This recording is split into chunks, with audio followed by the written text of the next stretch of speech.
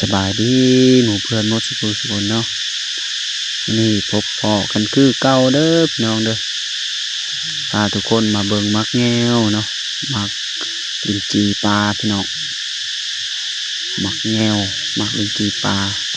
มักคอแลนเนาะบางท้องถิ่นก็เอิ้นคอแลนเนาะกำลังเบ่งเลยนี่พี่น้องกำลังสวยงามเลยนี่เสียงจัดจันห้องแซวแซวอยู่นี่งามมันเนาะพี่น้องเนาะไก่จะได้กินเด้อมักแง้วมักคอแลนนี่เนาะมักลินจีนี่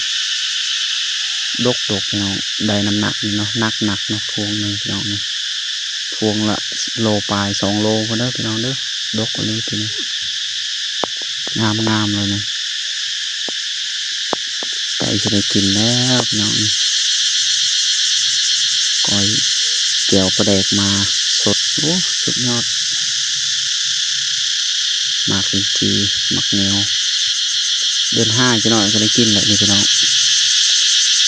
มันเริ่มใหญ่เลยเนาะเริ่มแก่แล้วเป็นเม็ดกันแล้วพี่น้องเด้อเม็ดใหญ่แล้วเนาะสมเนาะติดสมแซ่บพี่น้องหมากลินจีหมากแนวปลาเขาเนาะบรรยากาศตอนเที่ยงพี่น้องเสียงจักจันห้องแซวเนาะมาวันนี้คลิปกระไรจบลงเพียงนี้แล้วพี่น้องเด้อขอบใจหลายๆเนาะบ๊ายบาย